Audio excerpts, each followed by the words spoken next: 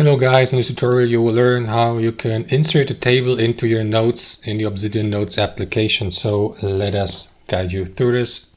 Head over to your workspace on Obsidian Notes. Next, enable /commands. To do that, click into that gear icon here in the bottom left.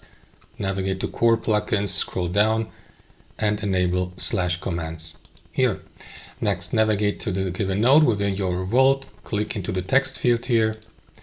Skip to the next line and then enter the command / and then table or insert table, and you will see this option here. Click into it and that is going to create a default table. Now we can fill in these cells with content ABC 1 2 3 D E F 4 5 6 and so on and so forth. So what if you run out of these cells? Well, you can add more columns and rows by hovering your mouse over in that space here.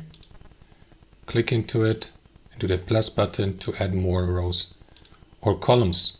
You can also right click into the given column or row and choose one of these options, add column before or after, and that's how it works.